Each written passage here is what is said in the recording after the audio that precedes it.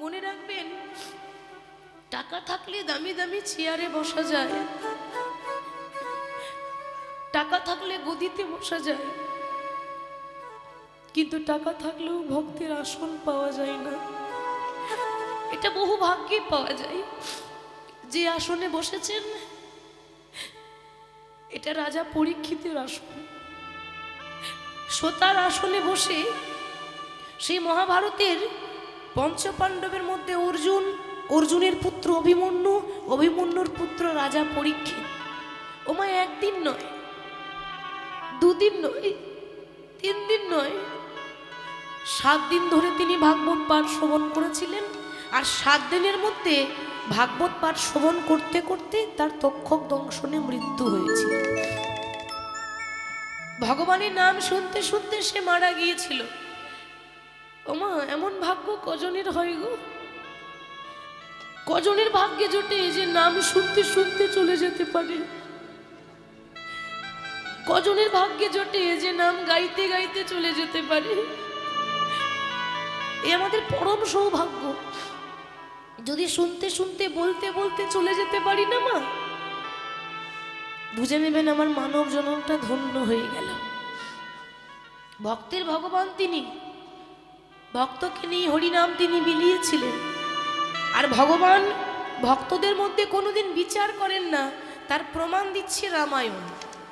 কি প্রমাণ? যে কোনো কথা বলতে গেলে শাস্ত্র উল্লেখ ছাড়া বিনা প্রমাণে কোনো কথা আন কথা আসরে বলবো না, প্রত্যক্ষ প্রমাণ দিয়ে যায়। রামায়ণে প্রমাণ আছে। এক ভক্ত ছিল, যে জাতিতে ছিল একটা নিচু জাতের মেয়ে, নাম ছিল চণ্ডালিনী শবরী। আপনারা তো শুনেছেন মা শবরীর কথা। তো নিচু জাতের মেয়ে, যখন 5 বছর বয়স না মা, একটু লক্ষ্য করবেন, প্রভুর নাম শুনছেন তো, যদি হৃদয়টা যদি একটু না হৃদয়ঙ্গম করতে পারেন, যদি নামের মধ্যে না ঢুকতে পারেন, তাহলে নাম শুনে কোনো মঙ্গল হবে না মা। সেই চণ্ডালিনী শবরী মাত্র 5 বছর বয়স, খুব ছোট, তখন ভালো করে জ্ঞান হয়নি। সেই 5 বছর বয়সে সে নিজের বাবা মাকে হারিয়েছিল। হঠাৎ তার মা বাবা ইহলোক ছেড়ে পরলোকে গমন করল। ছোটবেলায় মা বাবাকে হারিয়েছে। ওমা একবার ভাবুন, এ জগতে যার মা নেই তার আর আপন বলতে কেউ নেই। ছোট্টবেলায় মাকে হারিয়েছে, বাবাকে হারিয়েছে, সে যাবে কোথায়? ছোট্ট মেয়ে একটা বনের ভেতরে ঘুরছে, বনে বনে ঘুরছে, তার নাম হলো পঞ্চবটির বন। সেই পঞ্চবটির বনে ঘুরতে ঘুরতে বলে উঠল, দয়াময়, এ জগতে সবাই বলে তুমি নাকি দয়াল হরি, এ জগতে সবাই বলে তুমি নাকি কাঙালের ঠাকুর। তুমি যদি দয়াল হরি হয়ে থাকো, তুমি যদি কাঙালের ঠাকুর হয়ে থাকো, এই কাঙালিনীর প্রতি কি কোনোদিনও তোমার দয়া হবে না? চেয়ে দেখো, আজ আমার আপন বলতে আর কেউ নেই। আমি যে পথের কাঙালিনী হয়ে গেলাম, আর কেন হবে না? ভগবান নিজের মুখে বলে গেছে, ভক্ত মোর, এ জগতে যে করি আমার আশ, আমি তারই করি সর্বনাশ। দেখবেন মিলিয়ে, আপনি কারো ক্ষতি করেননি মা, আপনি কোনোদিন কারো অন্যায় করেননি, আপনি সত্যি কথা বলেন, সৎ পথে চলেন, আপনি ভগবানকে ভালোবাসেন। কিন্তু জীবনে যত দুঃখ কষ্ট জ্বালা যন্ত্রণা ভগবান আপনাকে দিয়েছে, দেয়নি? আমরা বলি তো যে মাগো আমরা তো কারো ক্ষতি করিনি, তাহলে আমাদের জীবনে এত দুঃখ কেন? কেন হবে না? ভগবান বলেছে, যারা আমার নাম করে, যারা আমায় ভালোবাসে, আমার প্রথম কাজ হচ্ছে তাকে রাস্তার কাঙাল করে দেওয়া। তাতেও যখন শান্তি হয় না, আমার দ্বিতীয় কাজ হচ্ছে তাকে রাস্তার ভিখারি করে দেওয়া। তবু যদি না ছাড়ে আমার পাঁচ, তারপর হই আমি তার দাসের অনুদাস। ওমা আমাদের তো ধৈর্য নেই, কিন্তু শবরীর ধৈর্য দেখুন। ওইটুকু মেয়ে মনে মনে প্রতিজ্ঞা করলো, দয়াময় ভালো যদি বাঁচতেই হয় এ জগতে মায়ার সংসারে অন্য কাউকে নয়, একজনকেই ভালোবাসবো, সে হলো প্রভু রামচন্দ্র। ওইটুকু মেয়ে রাম রাম রাম রাম রাম রাম রাম করতে করতে আজ এত বয়স হয়ে গেল, ভালো করে চলতে পারে না, হাঁটতে পারে না, সংসার পর্যন্ত করেনি, শুধুমাত্র রামকে দেখবো বলে শুধুমাত্র বনে বনে খুঁজে বেড়ায়, যদি কোনোদিনও রামের দেখা পাই। সবরই একটা তাল পাতার কুঁড়ে ঘরে থাকে মা, একটা ঝুপড়ি ঘর, এত অভাব, একবেলা অন্ন জোটে, একবেলা অন্ন জোটে না, একবেলা খেতে পাই, একবেলা না খেয়ে পড়ে থাকি। বসে বসে বলছি, প্রভু আমি একটা নিচু জাতের মেয়ে বলি কি কোনোদিনও তুমি আমায় দয়া করবে না? আমি একটা চণ্ডালের মেয়ে বলি কি কোনোদিনও তুমি আমায় কৃপা করবে না? সবাই তো বলে তুমি ভক্তের ভগবান, তাহলে তাহলে কি আমি ডাকার মতো ডাকতে পারিনি? তাহলে কি আমার ভক্তিটা খাঁটি ছিল না দয়াময়? ভগবান সবকিছু সইতে পারে মাগো, দুটো জিনিস ভগবানের সহ্য হয় না, এক হলো কারোর অহংকার, আর এক হলো ভক্তের চোখের জল। ভগবান বলছে কেউ যদি কেঁদে কেঁদে আমায় ডাকতে পারে, আমি যে আর থাকতে পারি না, আর সহ্য হলো না ভগবানের। সবরীকে কৃপা করব বলে রাম লক্ষ্মণ দুই ভাই যেই না পঞ্চবটির বনে প্রবেশ করেছে, ওদিকে সবরী বয়স হয়েছে তো, ঠিক করে চলতে পারে না, হাঁটতে পারে না, বৃদ্ধা সবরী হাতে লাঠি নিয়ে যায়। মনে রাখবেন লাঠি কিন্তু সবাইকে একদিন ধরতে হবে, তাই না মা? কোনো বয়স্ক মানুষ রাস্তায় লাঠি নিয়ে যায়, আমরা ব্যঙ্গ করি, আমরা ঠাট্টা করি, ওই দেখ বুড়ো হয়ে গেছে তো কি করে যাচ্ছে, দেখ ভুলে গেলে হবে না, ওই রকম দিন আমারও আসবে, আমিও চিরদিন এরকম থাকবো না। ওই জন্য বলছে মা, বেলা যে যায়, বেলা কমছে না, বেলা চলে যাচ্ছে আস্তে আস্তে, এবার বাসনায় আগুন দিতে হবে। তো তো প্রত্যেক দিন রাস্তাতে ফুল বিছিয়ে দেয় কেন? যদি কোনোদিন আমার দয়াময় আসে, আর যদি আসার পথে আমার প্রভুর চরণে যদি আঘাত লেগে যায়, আমার রাস্তাতে তো কত পাথর আছে, যদি চরণে আঘাত লাগে, প্রতিদিন ফুল বিছিয়ে দেয়। একদিন রাম লক্ষ্মণ ওই সবরীর তালপাতার কুড়ে ঘরে এসে যেই না দাঁড়িয়েছে, ওমা ভগবানকে দেখা মাত্র সবরীর এত আনন্দ, আনন্দ আর ধরছে না। মনে মনে চিন্তা করছে, হায় হায় আমি কি দেখলাম, এ জগতে যোগী যারে যোগে পাই না,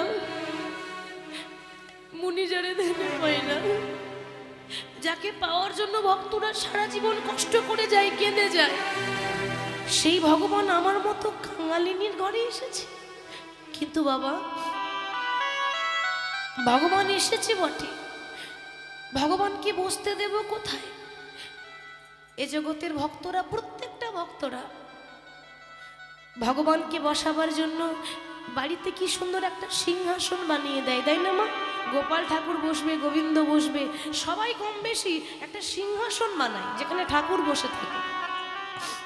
কিন্তু প্রভু তুমি তো জানো আমি ছোট থেকেই অভাগিনী,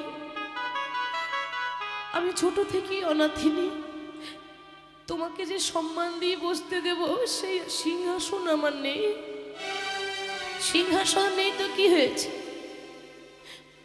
সবরই যে কাপড়টা পরেছিল 100 জায়গায় ছেঁড়া, ধুলো বালি নোংরা ময়লা লেগে আছে।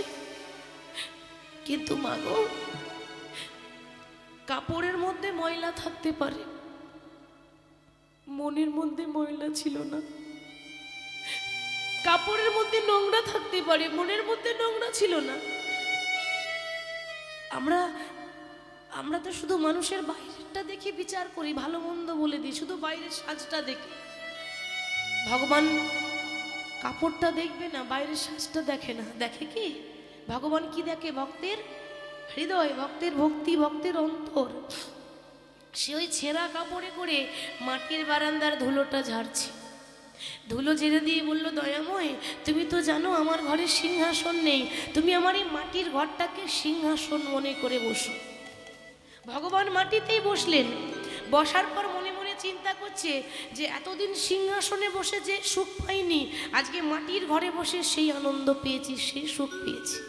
আচ্ছা সবরই আমাকে বসতে তো দিলে, তা কিছু সেবা দেবে না? আমার যে বড্ড ক্ষুধা পেয়েছে, দাও দাও, কিছু সেবা দাও। কি দেবে বাবা? ভগবানকে দেওয়ার মতো সবরীর ঘরে শাক অন্ন পর্যন্ত ছিল না। সবরী বলছে, প্রভু তুমি আমার মতো অভাগিনীর ঘরে সেবা নিতে চাও? কি সৌভাগ্য আমার, এ আমার বহু জন্মের সার্থকতা। তুমি একটু বসো, আমি যেমন করে হোক তোমার সেবার ব্যবস্থা করছি। ভগবানকে বসতে দিয়ে সবরই বনে বনে ঘুরছে, মা যদি কিছু পাওয়া যায় সেবার জন্য। কিন্তু মায়েরা, বন মানেই তো জঙ্গল। ও মা, জঙ্গলে কি আর 56 ভোগ থাকবে নাকি রাজভোগ থাকবে? বনে বনে ঘুরতে ঘুরতে ঘুরতে ঘুরতে হঠাৎ কুল গাছ দেখতে পেয়েছে। কুল জানেন তো মা? আমরা যে কুল খাই, কুল, ওই কুল গাছ দেখতে পেয়েছে। আর কুল গাছ দেখতে পেয়ে অনেকগুলো কুল নিজের শাড়ির আঁচলে করে নিয়ে এসেছে। শাড়ির আঁচলে কুল নিয়ে মনে মনে চিন্তা করছে যে যে ভগবান রাজভোগ খায়, যে ভগবান 56 ভোগ খায়, তাকে কি কুল দিয়ে সেবা দেওয়া যায়? কিন্তু ভগবান কি একবারও বলেছে মা যে আমাকে 56 ভোগ দাও? কি গো মা, বলেছে? কোন শাস্ত্রে বলেছে আমাকে রাজভোগ দাও, নাইলে আমি সেবা নেব না? কি বলেছে ভগবান? ভক্ত মোর, আমাকে দেওয়ার মতো যদি তোমাদের কাছে কিছু না থাকে, নাইবা রইল, আমার দরকার নেই 56 ভোগের, আমার দরকার নেই রাজভোগের। এই জগতে প্রত্যেকটা ভক্তকে আমি একটা করে গঙ্গা আর একটা করে যমুনা দিয়েছি, দুটি নয়ন। এই দুটি নয়ন দিয়ে, এই গঙ্গা যমুনা দিয়ে কেউ যদি 2 ফোঁটা জলও ফেলতে পারে, ভগবান বললেন আমি জন্ম জন্মান্তরের মতো তার কাছে দাস। এবার ভক্তি দেখুন, যেখানে ভক্তি নেই সেখানে ভগবানের নাম করাটাই ব্যর্থ। ভক্তি দেখুন, অনুরাগ দেখুন, আহা কি তার ভক্তি! আঁচলে করে কুল পেরে নিয়ে এবার যেই না সেই কুল রামচন্দ্রের বদনে দেবে, মানে যেই না সেবা দিতে যাবে, বাবা অমনি মনে মনে চিন্তা করছে, হায় হায়, এ আমি কি করলাম? ও মা, আমি যে কুলটা ভগবানকে দেব, ভগবানকে দেওয়ার আগে নিজে খেয়ে দেখতে হবে না কুলটা টক আছে না মিষ্টি আছে? ও মা, দেখেছেন ভক্তি? একবার বুকে হাত দিয়ে বলুন, সত্যি করে আমরাও তো সেবা দিতে যাই, কি গো যাই তো? এত বড় থালায় সুন্দর করে ফল কেটে নিয়ে যাই, দিতে হয়, দি। আমরা বলি ও মা ভগবানকে দিলাম, ভগবান তো খেলো না। কে বলেছে ভগবান খায় না? দেওয়ার মতো দিতে হবে, তো সেবা দেওয়ার মতো দিতে হবে, কাঁদার মতো কাঁদতে হয় যেন তার হৃদয়ে গিয়ে লাগে। আমরা আমাদের ছেলে মেয়েরা যখন খাই, কোনো খাবার যখন দিই, দেখবেন মা 10 বার যাচাই করি না, আমার ছেলেটা খাবে, খাবারটা বাসি নয় তো, খাবারে কোনো পোকা পড়েনি তো? খাবারটা যদি বিষাক্ত হয় আর আমার সন্তান যদি খায়, ওর যদি কোনো ক্ষতি হয়ে যায়, তাহলে আমি কি করে থাকবো? কেন ভাবি বলুন তো? আমার ছেলে বলে আমরা ভালোবাসি, আমার প্রভুকে ভালোবাসতে পারিনি গো। ভালোবাসতে গেলে আগে বাসাটা ভালো করতে হবে। এক একটা কুল নিজে খেয়ে দেখছে, যেটা টক লাগছে সেটা ফেলে দিল, যেটা মিষ্টি লাগছে সেটা রামচন্দ্রের বদনে তুলে দিচ্ছে।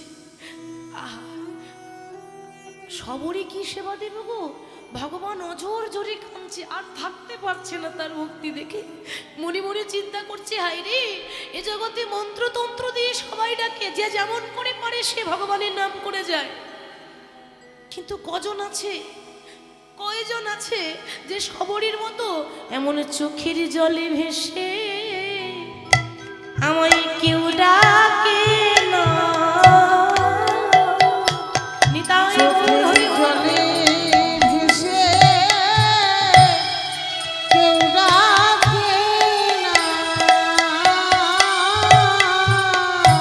আমায় মন্ত্রে তন্ত্রে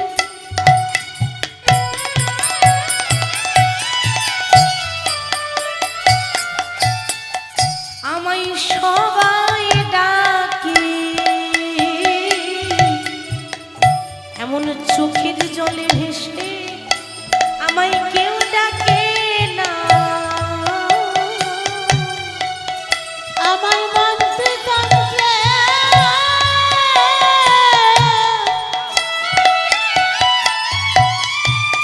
আমায় মন্ত্রে তন্ত্রে সবাই ডাকে,